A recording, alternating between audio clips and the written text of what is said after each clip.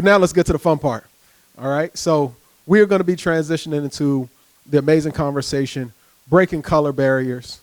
Right. We have an awesome group of panelists and an amazing moderator that is going to take us through the evening. Following the panel, we ask everybody to stick around. Following our Q&A, we'll be able to network for about an hour. And then, folks, hopefully you guys will continue to connect with one another. So with that being said, let's introduce our first panelist for this evening, Ms. Whitney H. Brown. Can we give a round of applause for Ms. Whitney Brown? Now, Ms. Whitney is a dedicated advocate for public service and social equity. She currently serves as the liaison for Richmond City Councilmember Andrew S. Breton, working as the intersection of policy, community engagement, and governance.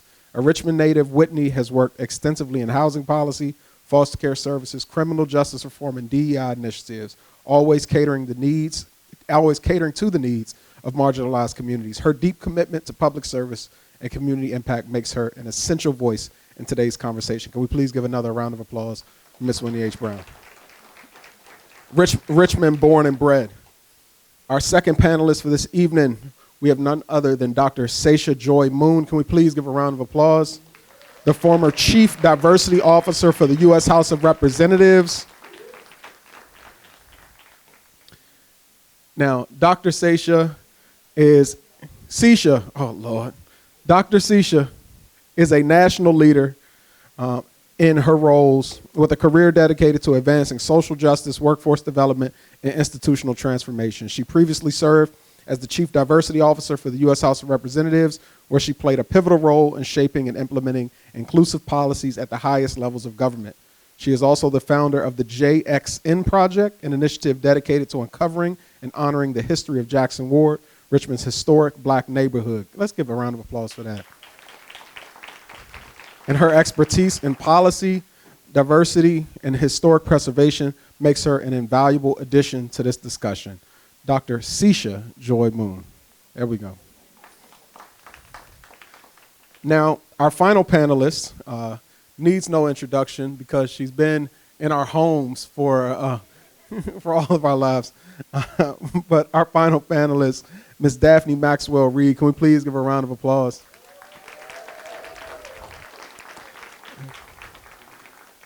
She is both a trailblazer, fashionista, comedian, and now jazz dancer. She has paved the path for many in entertainment, media, and culture. Best known for her iconic role as Aunt Viv on The Fresh Prince of Bel-Air, Daphne Maxwell Reed has had a groundbreaking career spanning acting, photography, and production, using her platform to advocate for Black representation and storytelling in Hollywood. Beyond television, she is a champion for Black artistry, mentorship, and breaking down barriers in traditionally exclusive spaces. Her journey in an industry that often limits opportunities for Black women is an inspiring testament to resilience, reinvention, and purpose-driven success. Can we please give a round of applause for Ms. Daphne Maxwell Reed?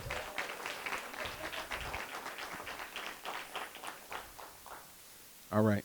Now, bringing this conversation together has been a labor of love, and there's nobody that I would have asked to lead us tonight than this next gentleman that you'll have an opportunity to hear from. The Media Prince. Can we please give him a round of applause? Now, the Media Prince is an award-winning journalist, media personality, and cultural curator who has built a platform amplifying Black voices across entertainment, politics, and social justice. Through his work, he has championed Black excellence in media, ensuring that stories of power, impact, and transformation reach the audiences that need them most. And on his journey to one day interviewing Beyonce, he decided to take a stop with us this evening here at the Hippodrome Theater in Richmond. Can we please give a round of applause for the Media Prince? All right. Thank you so much, Mr. Baxter. Give it a round of applause for yourselves for being here tonight. Let me get that for you. Yes.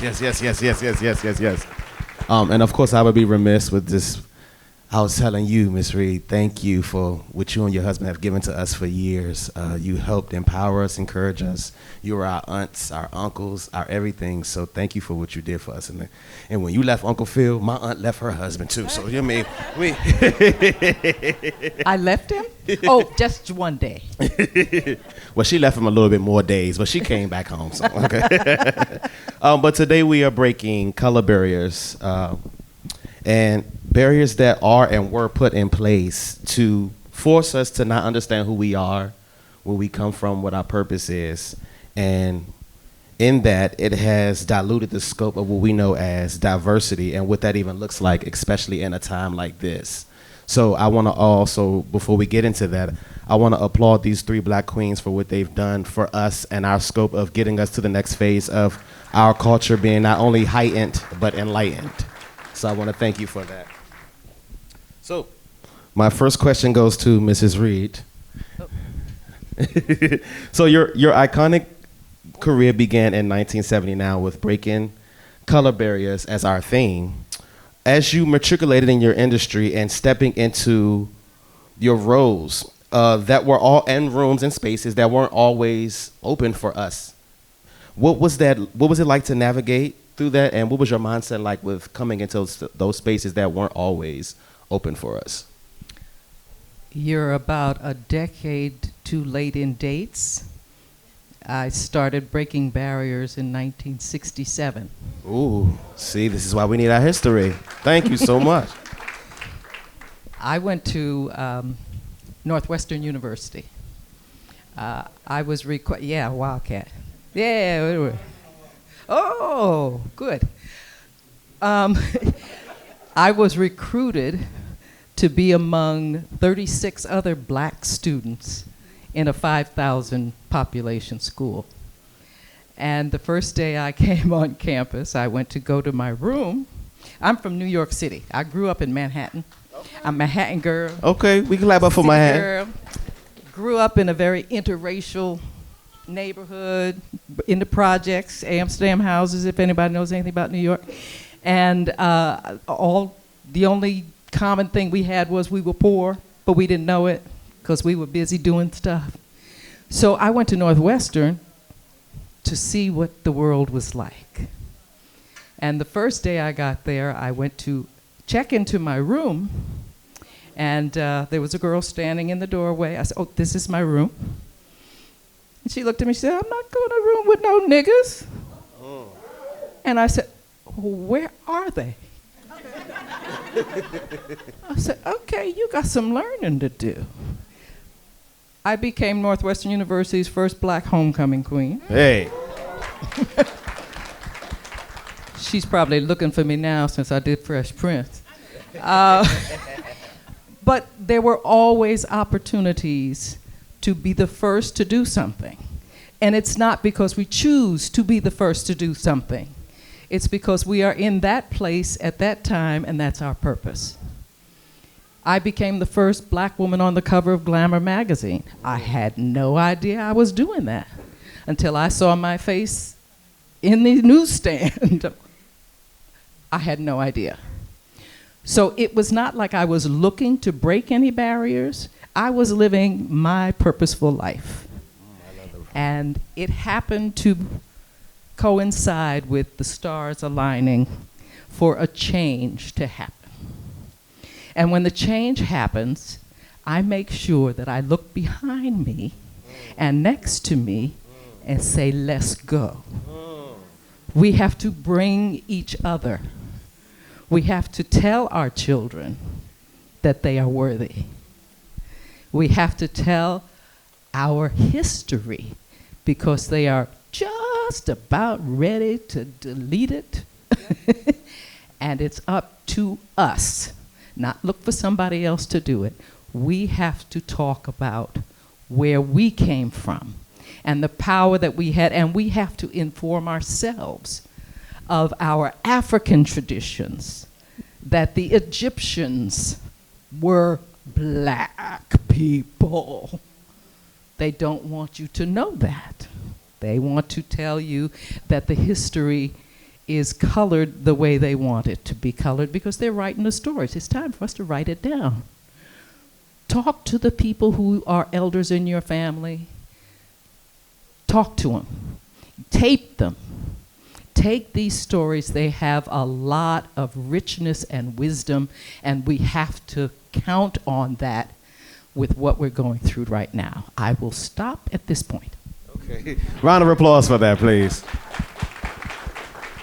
Now, it was something you said that I think that was so pivotal, and it was the word change and the scope of what we see as change, and falling in love with you with that change and seeing you as our Aunt Viv, one of the coolest aunts on the planet. Can we clap it up for one of the coolest aunts on the planet? Now that's a 50-50 thing. You know, there was that other Aunt Viv.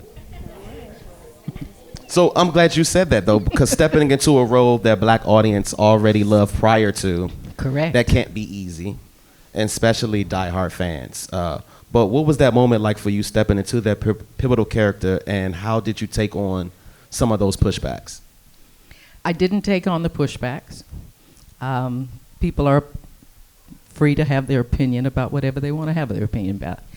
I have been on television since 1979, and I had starred in shows before I even got called for Fresh Prince. I had just finished a show called Snoops with my husband, and we did Frank's Place, which a lot of people sort of remember, but groundbreaking shows that we had on CBS. And when they were over, I was tired. They asked me to go to an audition for a sitcom with a little rapper. I said, no. And I went home. And 3 years later, they called me again. Because when I saw the show on television, I'm going, oh, what a great show. I had no idea this little rapper was going to blow up to this wonderful actor. So when they called me the second time, I said, I'm going. So I went to the audition with 200 other black women from all over the United States. And it took a 3-week process, 5 auditions. But my second or third audition, I got to audition with James Avery. And we hit it off. It's a man that I loved from the first time I met him. And we hit it off, so I think that's what the casting people and the network saw on the last audition when I was up against only 2 other women. And talk about joy when I got that news. I cried. I was very happy. I love that. But I didn't have to do anything. I didn't meet the first Aunt Viv. I didn't meet her until the reunion in 2020. It's the first time I met her. So I'm not competing with her. I'm going to work. That's all I was doing. I got a job. It had nothing to do with her. I couldn't bring any of her talents with me because that's not my talent. I can't dance like that. So I had no intention of trying to be anything like her. I could only be like me.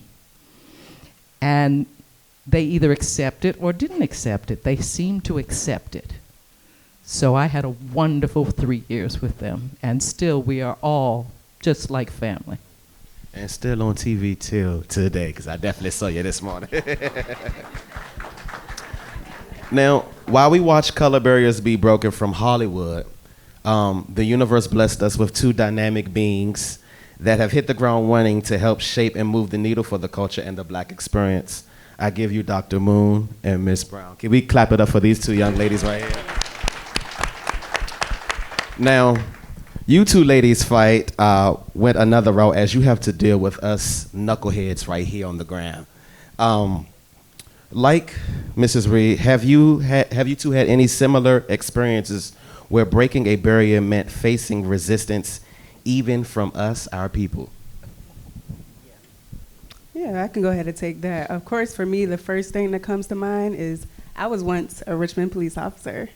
Ooh. Right out of college, and talk about just the scrutiny that caused amongst my friends, amongst the community, and that was pre-George Floyd, so it wasn't even that bad at that time.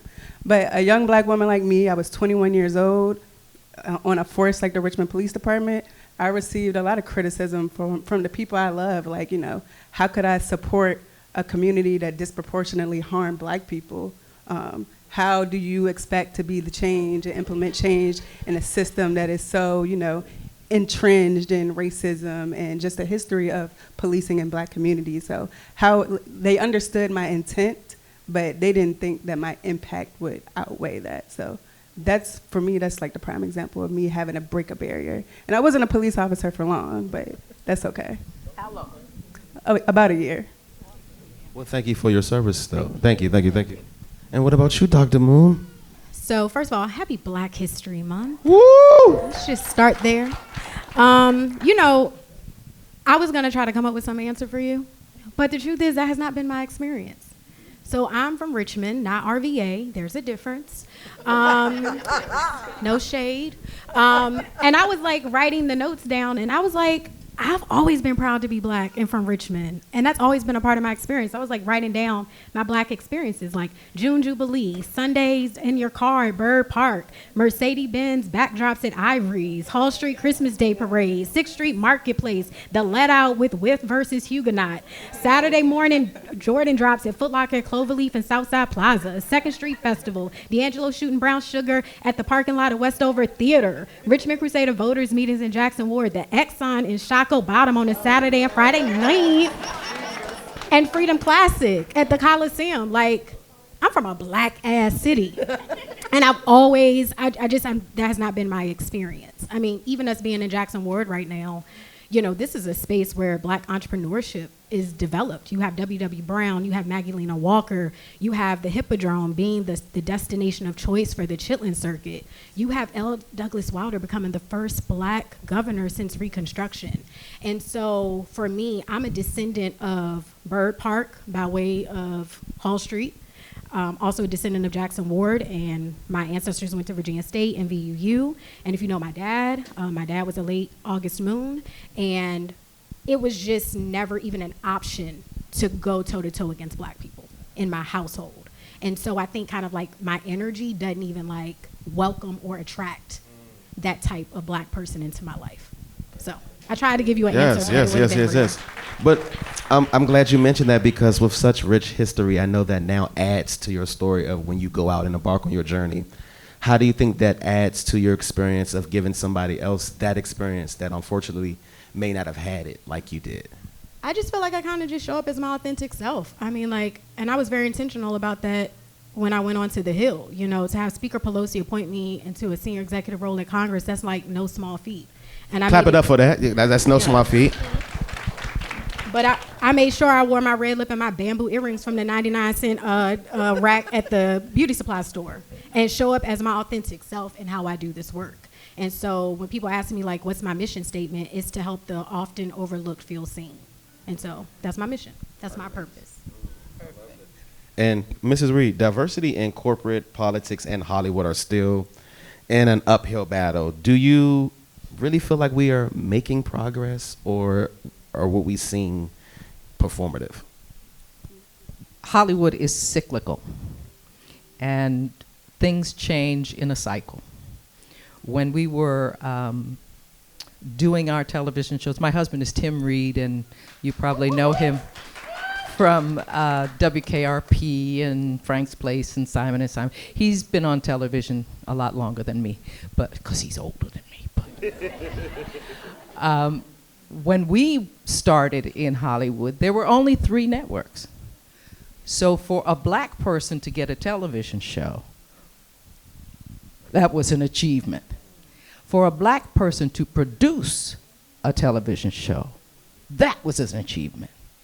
When we got the opportunity to produce, we hired people who had not been given the opportunity to be department heads.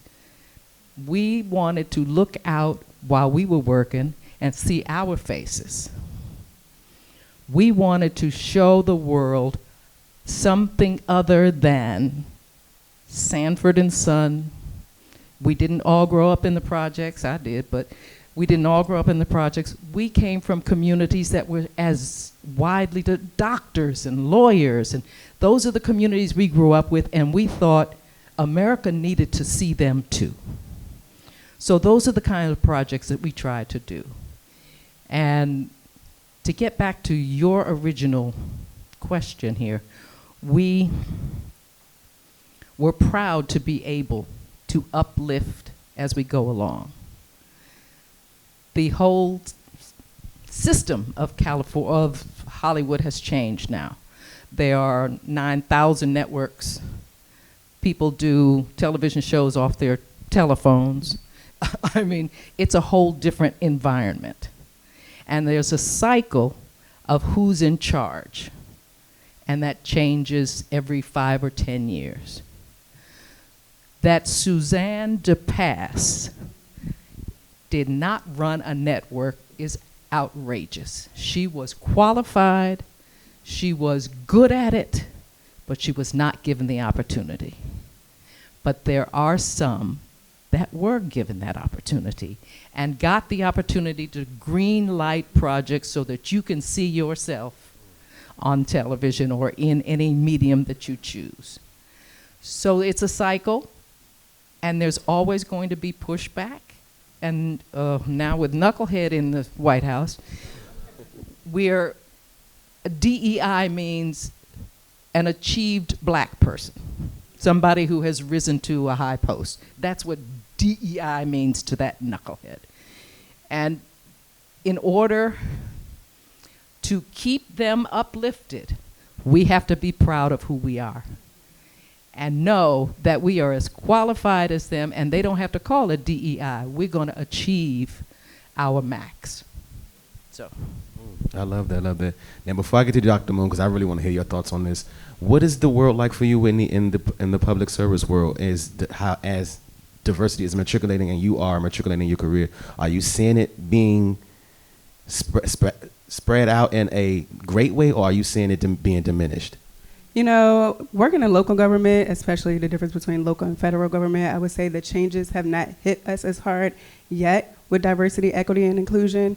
And just, we are Virginians. We live in the state of Virginia. Virginia is such a unique example of a state where we hired the first diversity, equity, and inclusion cabinet level secretary, shout out to Janice Underwood, in the nation. Virginia was the first state that was recorded to have enslaved Africans. So to go from that to set a precedent to have your first chief DEI officer, I think says a lot. At the local government level, like I said, we have not seen a lot of change yet, but it's coming. You know, everything has a trickle-down effect. They can try to erase DEI, diversity, equity, and inclusion. We don't want to whitewash that acronym. They want to say DEI because they don't want us to say diversity, equity, and inclusion. They don't want us to say what it is. So, like I said, it's going to have a trickle-down effect. We're already seeing the fear and the insecurity of the unknown, having to reframe the conversations from DEI to, you know, opportunity. So they're doing their best to erase us and to erase the opportunities built for us, but they can't.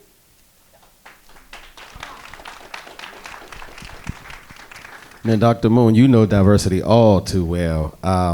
And we are witnessing a setback in diversity as we're seeing DEI be a pawn in the federal government's new role for the next 4 years. Now, your office was unfortunately the first to be eliminated. #dummies. Can you tell us more about the former Office of Diversity and Inclusion at the U.S. House of Representatives and how its elimination began this trickle effect of what we're seeing now in DEI?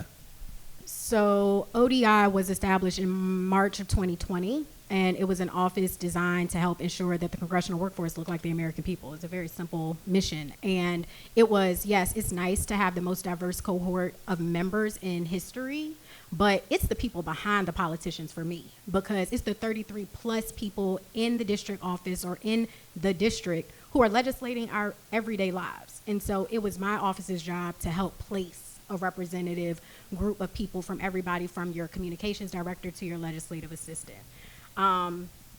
You know, I was supposed to be in that role for 6 months when Pelosi appointed me, and oddly, I ended up staying for almost 2 years. because that's how effective, that's how qualified we were as an office. Amen. Amen. That they couldn't deny it. And so much so, some of my team are still up there. I was able to negotiate a deal that kept them there, just not under the banner of diversity, equity, and inclusion. It's been a hard 4 weeks for me personally because first it's triggering because this happened to me in March of last year. And like I went viral. I was on everybody's front page of CNN, and it's a lot. And going viral is really overrated. Don't do it. Don't do it. And also this work I helped design. So like we've seen our work, just all of the executive orders for racial equity, diversity, equity, inclusion workforce has been gutted overnight. And that's like, to see your work erased is crazy. And to also know all of these employees personally is just a very difficult experience. I will say, I knew this was going to happen from the moment that Dr. Claudine Gay was on the Hill and she was doing her congressional hearing. I was in my office watching her, and the moment that the member at the time who made her go viral through the line of questioning, she came out with a full face of makeup on and like a badass suit. And I was like, oh, they're looking for a viral moment. Because hearings are theater, they're political theater. They're storytelling that then informs public policy, which a lot of people don't understand. And I could tell that Dr. Gay was not ready for that moment. And they used that moment to amplify anti-DEI campaign, and that's when it really got its legs. And then my office was eliminated about 3 or 4 weeks later. I want to be sure to share this because I want to use their words, not mine. They started an activist campaign in 2023, and it was 3-pronged. And it was designed to literally manipulate the narrative on DEI because they felt like the work, and direct quote, excludes white Christian conservative men. So the first line was a narrative line. It utilized social media and mass media to share stories to evoke an emotional response, to persuade you to not understand DEI to the point that then you were manipulated to go against it. Second line was a policy line where they took that manipulated narrative, and then the whole goal was to take it from a slogan to a solution and try to get a 70-30 split against DEI. And now where we are is the action line, and that is where they change the rules of the game and that they get the mass amount of American people to go against the discipline, and that's where we are actively right now. And so I think for me, when I think about the campaign and its effectiveness, it's been the mis and disinformation, because in my office, actually 227 Republican officers used us versus 197 Dems. So more GOP used my office than Democrats. And the office, technically our functions are still happening on the Hill, just not under the banner of DEI. So I've just seen the power of information. Correct.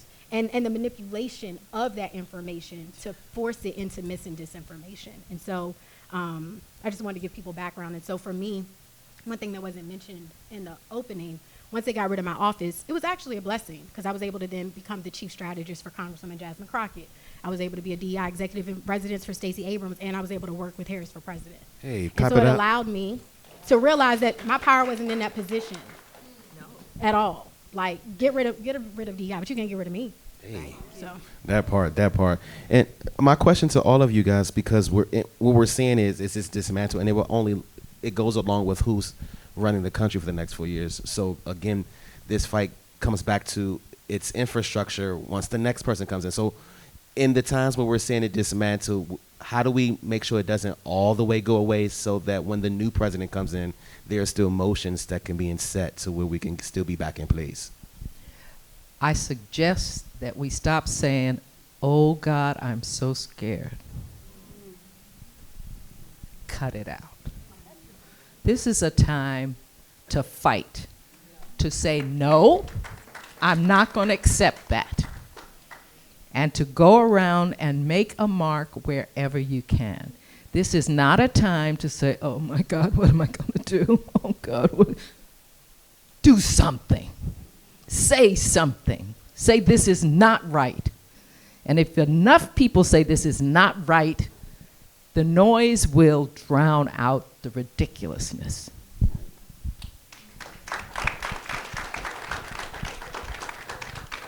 What do you think, Whitney? Resist. Fight back. Stand up. Yes. Don't go with the status quo. Fight back. Yeah. Also, know where you add value. Don't just, go into a space just to be there. Add value. Go where you add value. And I know in any space I can add value, so others have to do the same. So let's get deeper because we all know, as black people, there's a fight that we have to do to be seen by others that need to equate our worth to exactly who we are, not our skin color. But there's also a deeper conversation within that, within our own community, where the textures and complexions of our skins, we seem to be each other's enemy outside of the fight we're already having. And sometimes it can go into class, status, wealth, looks, or just plain old colorism. And Ms. Reed, I want to start with you because at a point you took on a pivotal role of Aunt Viv, and many conversations of colorism and representation were happening. Ironically, those same conversations are happening today. From your scope, have we evolved from these fights, or will these same fights continue? This has been going on since we were slaves in this country. That's how they gained control over our community. Talk about it. By pitting one against the other and giving them a reason to not like them. Take the light-skinned people, bring them in the house, send the dark-skinned people out to work hard. Now that's going to set up a little bit of animosity. They did this on purpose. We don't have to accept that BS. And you're saying that the color thing came up when I was Aunt Viv. Yes, it was. No, I just use your example just because you're here. Oh, no, it was. There was a color thing. It was online. And it went on for years. Mm-hmm. I'm going, okay, so I'm late. What difference does it make? This is not new. When we did Frank's Place way back in the early 70s, we did a story on the brown bag test. Light skin can be in this club, and if you're darker than the brown bag, you have to be in that club. This is nothing new. It's cyclical. And I fought this fight in the 60s. I marched on Washington. I did all sorts of marching. It's your turn now. I'm not going to do it again, but I'm going to help you, give you courage to know that it makes a difference. Say no and make things different for right where you are.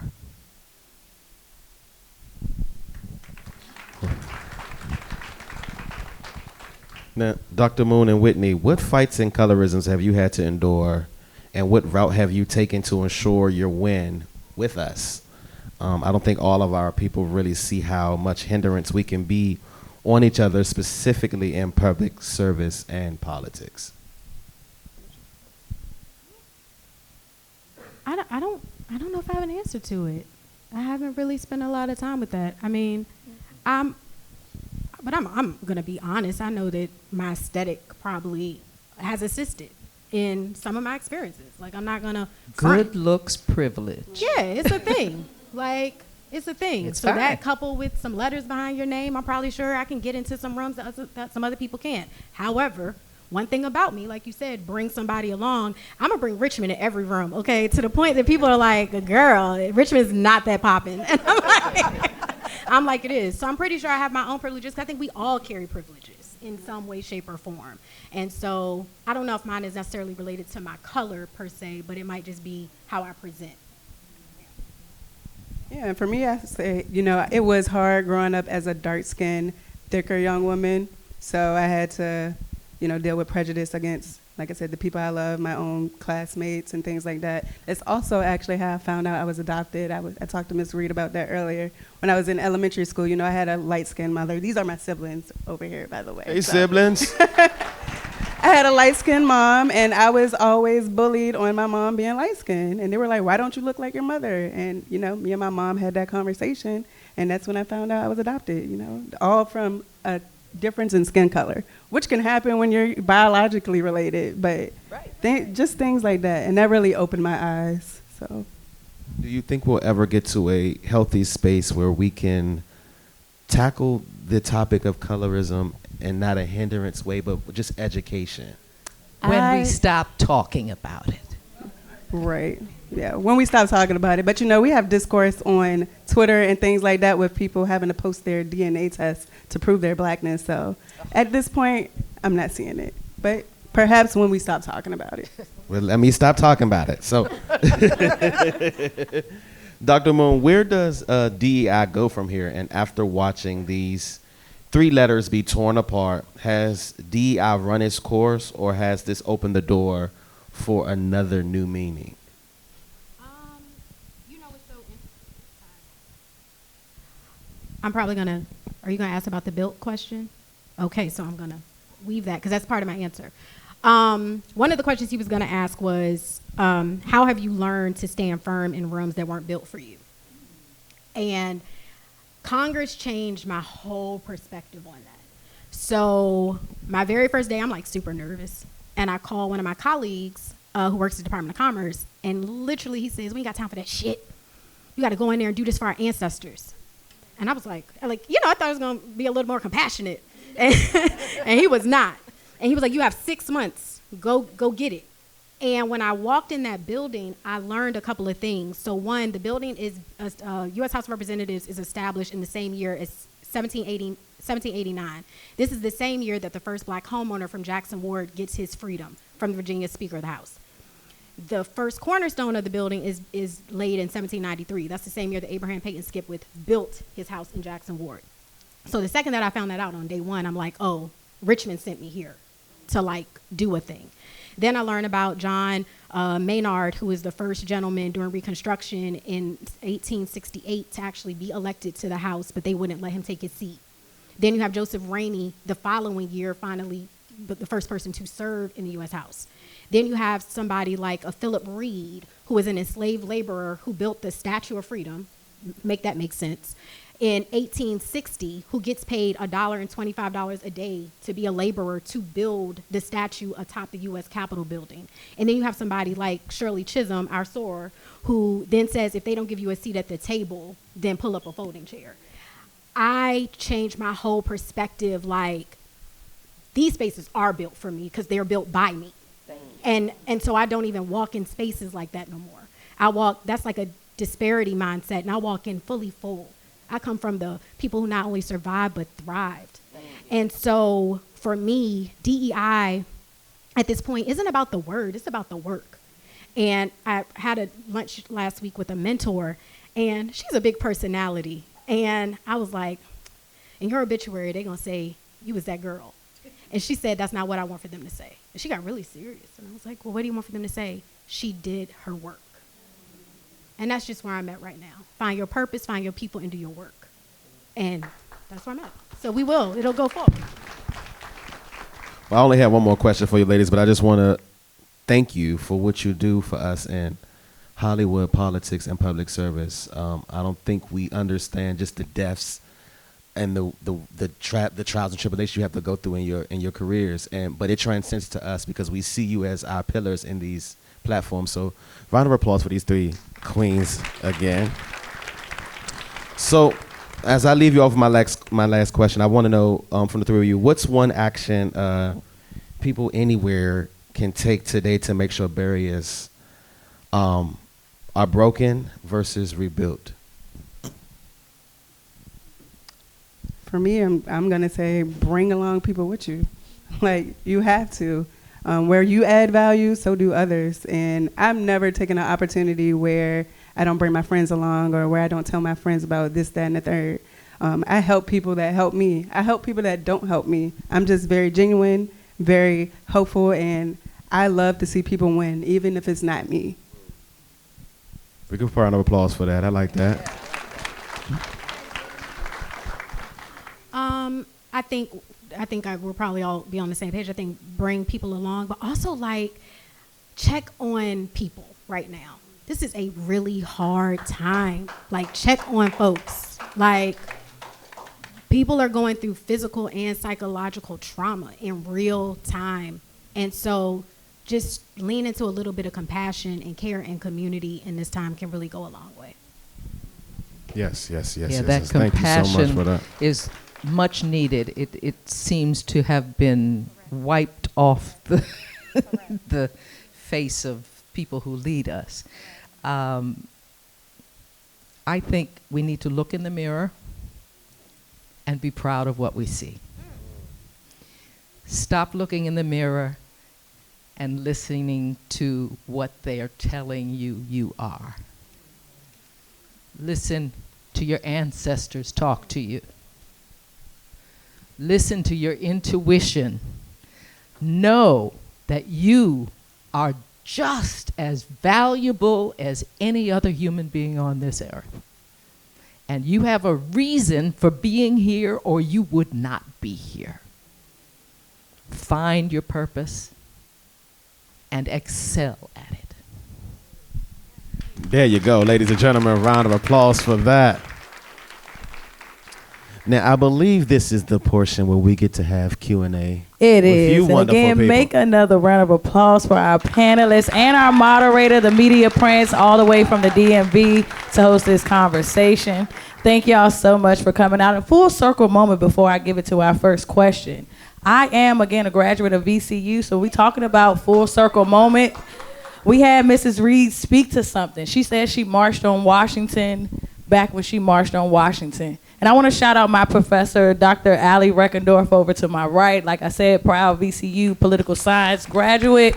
I, too, marched on Washington just last year. Excellent. And I ensured that DC statehood was the center of that conversation. So when we're talking about full circle moments and doing what's need to be done, I went to the school, I got the education, and I'm out here fighting for a democracy that looks like me and you. So I want to see everybody in this room taking heed to what these ladies said, because we are the people who have to do the work, okay? Thank you. And I've identified my first question.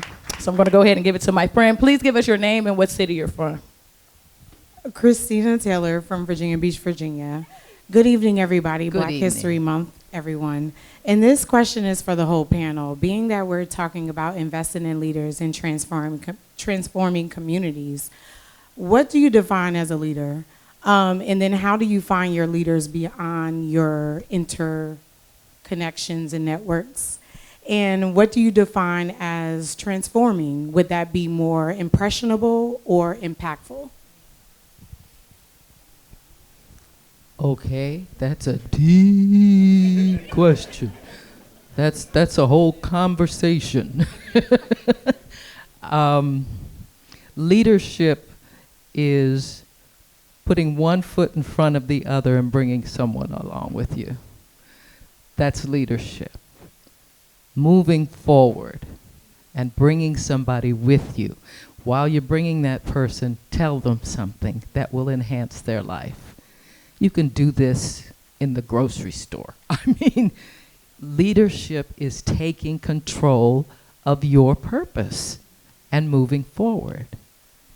Everybody's a leader if they're moving forward. So get any little kids in your community. When I was a little kid, everybody in the neighborhood was afraid of my father because he cared about the kids.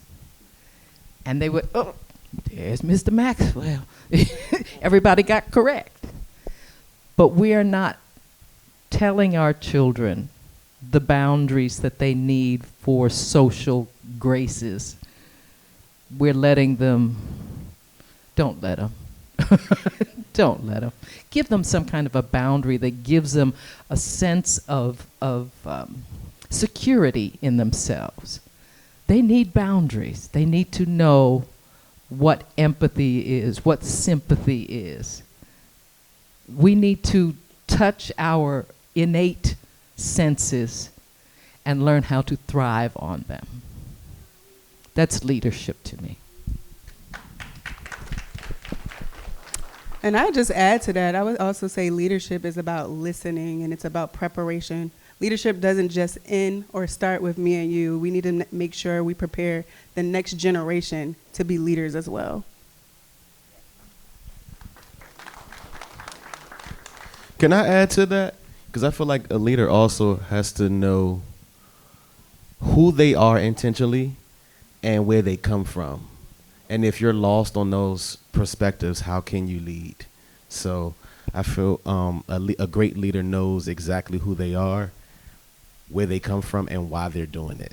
So that's what And if you don't feel like a leader, read. Hey. Read. Figure out who you are. Got my next question. Good evening. I'm a senior member of this group. My name is Grinley Johnson, and I'm proud to say I know all of you. But first of all, I want to say how proud I am of Whitney. Yes, Whitney. Whitney was my governor's fellow back in the day, and look at her now. But what I want to talk about is the fact that I spoke to a group of young people on a Zoom call maybe 3 months ago. And my purpose was to talk about my purpose. Okay. My purpose. See, I'm from the hood. I thought y'all could hear me. And I am from the 757, from the same neighborhood as your husband, Mrs. Max. But anyway, I spoke to this group, and the purpose of the conversation was for me to tell them about my life experiences. I grew up in segregation. I went to segregated schools. My first protest march is when they closed my school. So, I was talking to them about segregation and some of the things that I went through. So I was telling them, I said, don't be upset. We've had worse things that happened to us than whatever number he is, whatever. What you call him, the idiot, whatever. But I was trying to tell them that, we have gone through worse things. We have weathered the storm. But these young folks didn't want to hear that. Oh, that's not going to happen, da-da-da-da-da-da-da. And that's happened to me before. And I think I'm pretty engaging. But how do I get it across? Because if you don't know where you've come from, if you don't know the history, if you don't know the struggles that we've been through, how are you going to keep moving? So I guess my question maybe to some of the people in the audience, I really would like to, just let them know what has happened, how I came out of it, because I think I did pretty good. But if you don't know your history, if you don't know from where you've come, and you have not talked to people to find these things out, how do I get that across? How's that happen? They got to bump their heads. I have a granddaughter who's at VCU right now. She's a senior. And we've had conversations about the history of what we have been through in Tim and my life. And Tim grew up in the segregated Norfolk, Virginia, in Colored Town.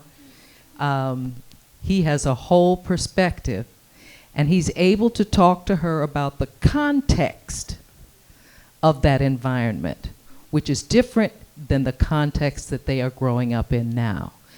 They have to understand not just what you went through, but what the world was going through at the time.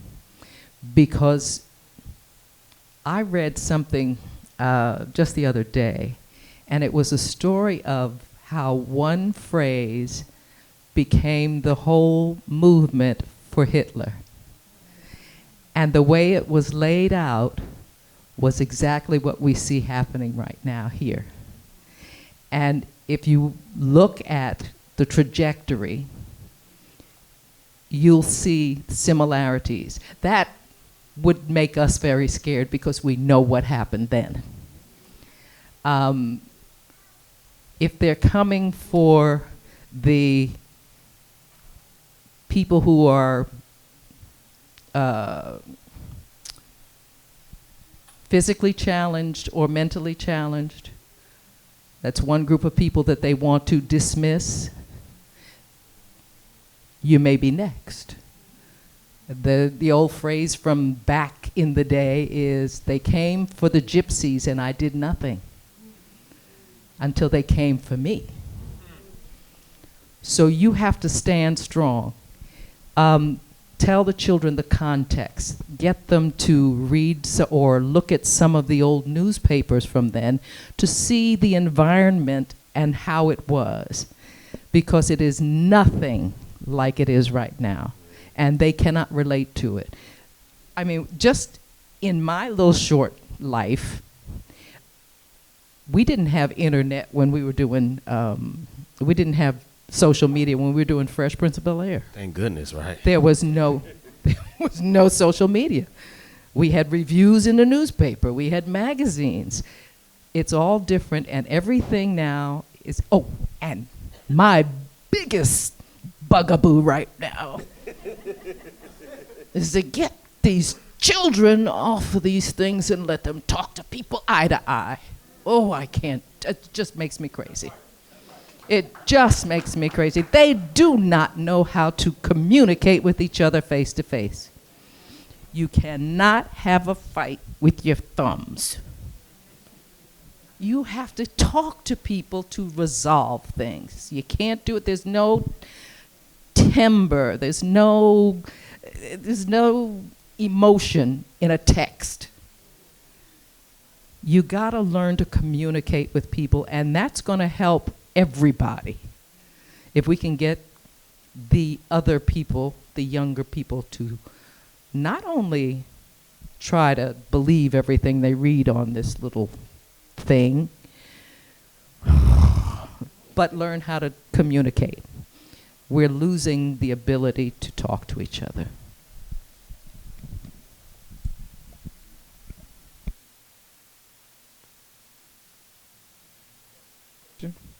Question?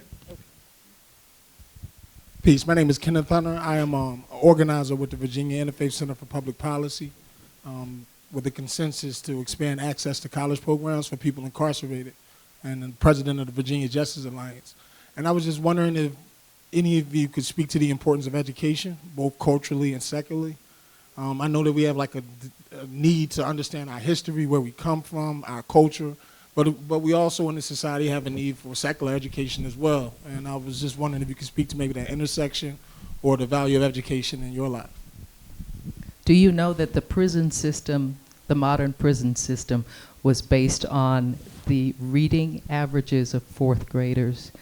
And when they cannot read in the fourth grade, they build a bed for them in prison. And that's how the new prison system has started in about the 90s. So that's pretty recent. Well, to me it is anyway. Some of y'all wasn't even born then. But education is the foundation of knowing who we are as a person. Because otherwise, people will tell you who you are if you don't know how to find out who you are. So education is number one. Communication and education. I can say for me it's deeply important. My father was born in the Great Depression during Jim Crow here, so imagine the climate here. He had to drop out of school in 6th grade. And so I didn't really understand it until actually like once he passed away. He one of the last things he said to me was, make sure they always call you Dr. Sisha Joy Moon. That's right. And that's why my squad over there was like, get her name right, get her name right. Because it was so deeply important in a way that I don't think I understood how much it meant to him. And so I will say this, I know education is important to them too, because they wouldn't be so adamant about getting these books out of our hands. They wouldn't be coming after Department of Education first, okay? Creating spaces where we don't have student loan forgiveness so that we're forever in debt. And so for me, I can say this, the way that I try to give back. And where's Stephen? Is he still here? Hey. My student loans were forgiven last year. $236,000. Come on, somebody. I went to college for $1,900 a semester. What the hell is going on? It costs a lot to become Dr. Moon. But it don't let away. It was a whole condo. So let's just say that when that got forgiven, I felt so incredibly blessed. So I go, or either VCU, I don't know who comes to who, but I'm a Ram, proud Ram. And we started having conversations about I wanted to do a scholarship, and I want to take the money that I was going to use to pay off my loans to give back to VCU. So we started this conversation. It's supposed to be a scholarship. Some way, somehow, they got endowment money out of me. But we now have an endowment, me and my family, at VCU, Virginia State, and VUU. But I will tell you the most important one for me. I'm so proud of this. Once my father passed, we did a street renaming, and we established the first endowment in the history of Richmond Public Schools. And it will, it's on the market right now. The first student to graduate will receive it once the Richmond School, Public School of Arts comes back online. But the best part of it is my father didn't go to college. while I'm Dr. Moon, not everybody wants to go and get a 4-year degree. So that scholarship will also help to fund a student who wants to go to community college or go learn how to be an engineer in a music studio or know how to do some banging ass finger waves at the cosmetology school. And so that was one of the biggest parts of how we designed the endowment, that as long as you just want to go and find your purpose and bring somebody along with you and make progress. So I can say for me and my family, education is deeply important. Yeah, and I would just say, just to add on that, education is also a social determinant of health. It literally is the breeding ground of whether you live or die. Just like Dr. Moon, you know, I'm in the process of having an endowment. When I was a senior at Penn State University for undergrad, I actually started my own annual scholarship, where I gave $500 and $1,000 to a student each year. And I'm happy that that's still going. But of course, I want to make it grow. Thank you. So hopefully one day I can have an endowment like you. And just education is just super important. Right now, one of the things I also do in my free time is I officiate basketball. I get yelled at on the weekends every weekend. And at like AAU, college, all the levels. So one of the things that I see the importance is everybody's not going to the NBA or WNBA. So, you know, I'm starting a grassroots program where I teach these young people how to be officials, because there's a need there as well. And in the midst of that, you know, teaching them education, teaching them just about the importance of voting and civic engagement. So, yeah. I say in layman's terms, education is the unlocking of every door that was meant for you. Knowledge is key. And we got 2 more questions we're going to get to. I have my next one. I'm going to go back to scholarships just for a second. It's our legacy when we give scholarships. Tim and I used to have a weekend that we brought celebrities to Norfolk State and held a scholarship fundraising. And it went on for 13 years, and we sent 33 students to college, 4 years. I was in the 757 just recently, a couple of weeks ago, and a young man came up to us and said, "I'm one of your students." It matters when you just give a little bit. Just give back a little bit. But education is the key. Okay. Hello, ladies. I am so proud to be sitting here and listening to you say one thing, and that we are all leaders, that we all have a role to play in this madness that's going on today. And you ladies are voicing it so well, okay? Everyone has a purpose. Everyone has a talent. Everybody has an ability to become something that they can be proud of. If they start listening, stop listening to what other people say about them and start listening to what we say about each other, being able to do and overcome anything like we've had for the last 200-300 years, okay? To keep it from going backwards, it's ladies like you announcing it and calling the charge that we really need to see more of. Thank you, ladies. We have survived. It's time to thrive. Let's go at it. Oh, he didn't have a question. He just wanted to make that statement. He's from New York and a VCU graduate as well. And I forgot his name, but giving him a big shout out. But here's our last question. Hey, Dr. Sisha Joy Moon. Yeah, don't worry. I'm there. Piggybacking off of what the gentleman said earlier, I wanted to go back and revisit what you were mentioning earlier about the opposite of disparity mentality. I wanted to just give you 2 more minutes to continue on that, because I believe that that's so important in today's America, because I believe that the American dream is still possible. Entrepreneurs, they must face adversity, right? Certain communities must face adversity. And so I think I'm a big believer in that mentality, and I'd love to just give you 2 more minutes to speak on it. And please, any of the members, feel free to join in. And I'm sorry to put you on the spot.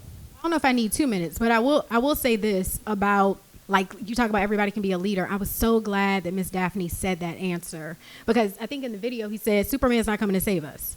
And when you think about Jackson Ward is so dope. Like, think about in like the 1800s, early 1900s, how many leaders were in this community. Like we said, we have Magdalena Walker, we have W.W. Brown, we have George O. Brown has the photography studio, we have Friends as the original orphanage, one of this country's first orphanages. You have leaders on each block and across the entire perimeter of this city. And so for me, growing up, I knew about Maggie Walker intimately. I knew about John Mitchell intimately. I knew a lot about a lot of these figures, but I did not know about Abraham Payton Skipwith. And he's 100 years before them. So you think about shoulders, standing on the shoulders of giants. He's the shoulder on which we all as Black Richmonders, as entrepreneurs and homeowners stand. And if I can just say what just really changed my whole perspective on being Black and from Richmond, it was his will. It's a 6-page document. Again, he wrote this in 1797, and it was executed in 1799. 6 pages. His business acumen just blows my mind, but above anything, his audacity. He leaves silver, gold, china. Like, this Negro had china in 1799. Like, it just blows my mind. Glassware. He had a horse and buggy. He had a gun. And he also left very strict instructions that the guineas that were found throughout the house, like when we think about the original, they say that, your grandma got $100 in the sofa. This is a man saying that in 1799, any guineas that you find around this house, use it to manumit any of my family members that are still enslaved and to educate my granddaughter. So and I've had a chance to touch this document. And so when you see that a man 250 years ago had that wherewithal about himself, I just now move in the world in a very different way. And so I hope that you all do too.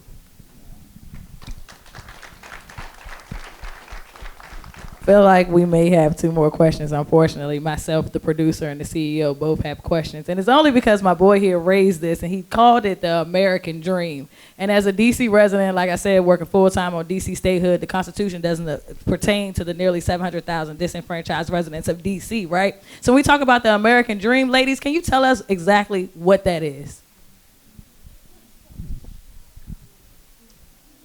The American dream is whatever you dream it to be. It is the height of your achievement, is the American dream. Now, if you want to just be right here, that's your dream. That's the American dream. I don't think we need to aspire to a fiction. We need to aspire to the fact that we can get there.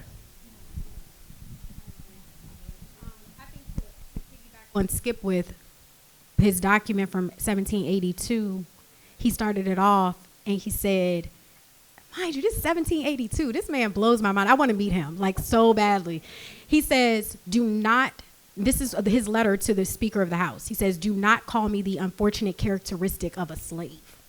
Like, when we think about the language right now that we don't say slave, we say enslaved laborers. This is somebody who knew that. So I think his dream was just personhood and living that fully for his future generations. But as we prepare for America 250, we're reconstructing his cottage in Jackson Ward, and it'll be a main attraction for America 250 next year. Because y'all need to understand, the signing of the Declaration of Independence turns 250 years old next year. If you guys aren't tapped in, you need to get tapped in, because the knucklehead is about to say a crazy narrative about the founding of this country. And we aren't going to be a part of it, and either indigenous communities, and particularly women. And so I've had to spend a lot of time with my relationship with being Black in America. And so I agree with Ms. Daphne. I think everybody has to figure that out for themselves, because we've had such a complicated experience in this country. So I don't know if it's a one-off. I think you have to come to understand that dream for yourself. Yeah, just to piggyback, like everybody's American dream is different. My American dream is just having a family and being successful and creating Black wealth. So.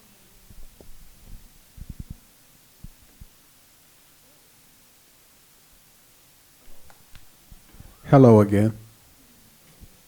It's been so long since last we met. That was an ode to my university, Georgetown.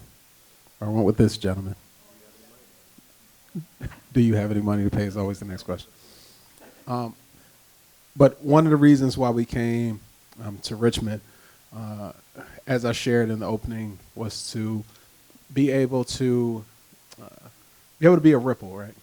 When you throw a stone in a pond, you see these ripples that exude out in all different directions, and that's all we could ever hope to be here at Good Projects. And one of the reasons why we started the Black Justice Fund was to be able to invest in the next generation of, can I say black leaders? Are we still allowed to say that? I'm a Black Justice Fellow myself. Are we allowed to say black? I don't know. Our lawyers, they gave us a very specific set of language. But so I have a final question for you, Whitney. So you're doing something that is revolutionary. You're a homeowner, correct? Last time I checked. Yes, I am. I was a homeowner since I was 22. Hey! Oh, look at that.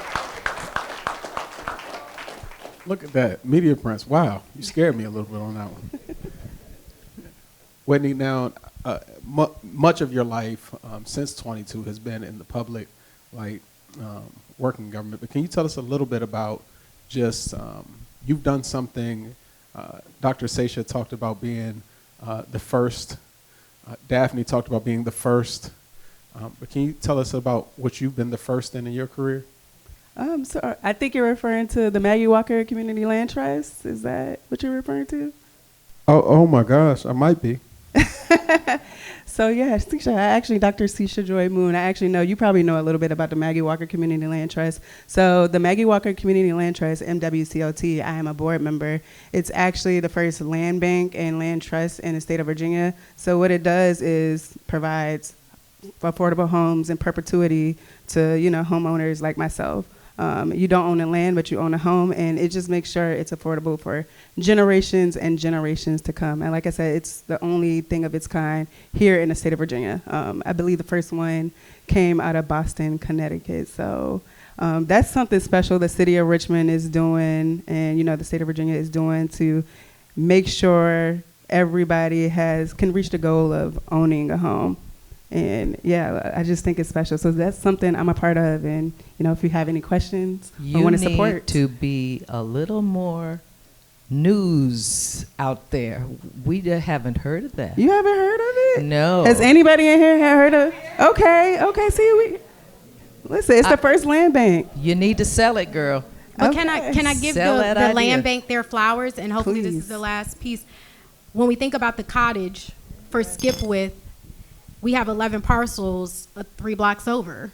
And the Maggie Walker Community Land Trust and the Richmond Redevelopment and Housing Authority sold those parcels to us because, we think about black home ownership. Skipwith was the first. They sold us 11 parcels in Jackson Ward to rebuild this man's home for $1. Yep. And so we think about restorative justice. The work that she is doing is it. Excellent. Thank you.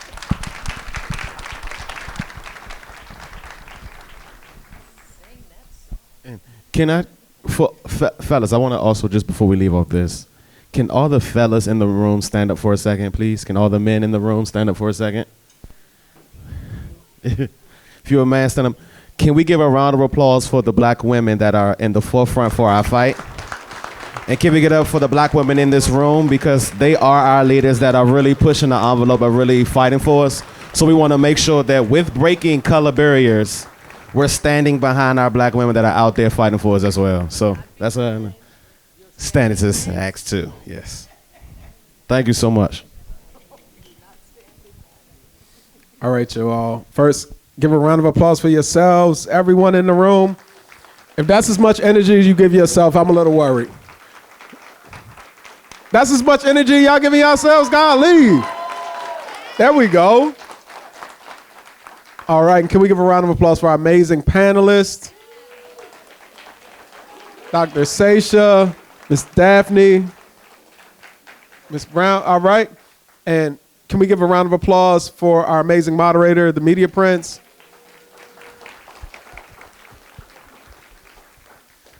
Now, with all the energy, I need y'all stomping y'all feet, clapping y'all hands. If you want to stand up, hit a spin. If you pass out, we got a medic in the back. Can y'all please give a round of applause for me? Oh my gosh, thank y'all, I appreciate that.